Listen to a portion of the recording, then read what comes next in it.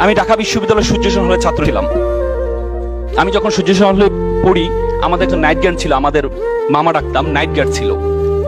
তিনি সারা রাত ধরে ডিউটি দিতেন, সকালে পিঠা বিক্রি করতে। তা আমি বললাম, মামা আপনি সারা রাত ধরে ডিউটি দেন, সকালে আবার পিঠা বিক্রি করেন, আপনি ঘুমান কখন? সে করবে, মামা একটু একটু দোয়া করবেন, আমার ছেলে এসএসসিতে এই প্লাস পেয়েছে, এসএসসিতে পরীক্ষা দিচ্ছে, যদি এই প্লাস পায় তাহলে আমি তাকে ঢাকা মেডিকেলে ভর্তি করাবো, আর মেডিকেলে ভর্তি হওয়ার পর আমি এর চাকরি ছেড়ে দিব, রাতে ঘুমাইতে পারেন, এই চাকরি আমি করবো না। আমি বললাম ফাইন। তারপরে কিছুদিন যাওয়ার পর দেখি মামা দুপুরে ফল বিক্রি করছে। তাই বললাম, মামা সারা ধরে ডিউটি দেন, সকালে পিঠা বিক্রি করেন, দুপুরে ফল বিক্রি করেন, আপনি ঘুমান কখন?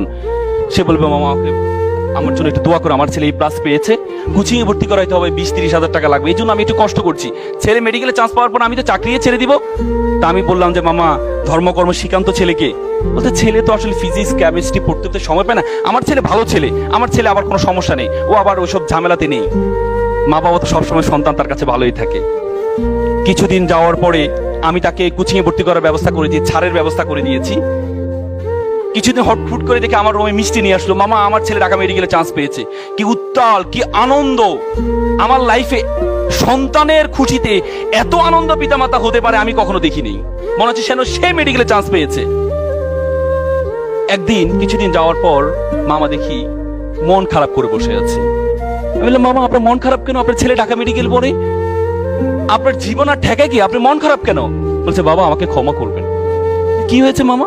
বাবা আমি আর পারছি না, বাবা আমি আর পারছি না, আমার ছেলে ইয়াবা আসক্ত, প্রতিদিন বাসায় এসে শোকেজের গ্লাস ভাঙে, আলমিরার গ্লাস ভাঙে টাকার জন্য। বাবা আমি বিশ্বাস করেছিলাম আমি যখন অসুস্থ হব আমার ডাক্তার ছেলে আমাকে সুস্থ করবে, আজকে আমি সুস্থ মানুষকে আমার ছেলে অসুস্থ বানিয়ে দিচ্ছে। এমন ডাক্তার ছেলে তো আমি চাইনি। আমার ছেলে যদি দিন মজুর হতো, আমার ভাইয়ের ছেলে দিন মজুর, সারাদিন কাজ করে এসে মা বাবার সাথে একসাথে খাওয়া দাওয়া করে, এমন ডাক্তার ছেলে তো আমি চাইনি, এমন অসভ্য ছেলে তো আমি চাইনি।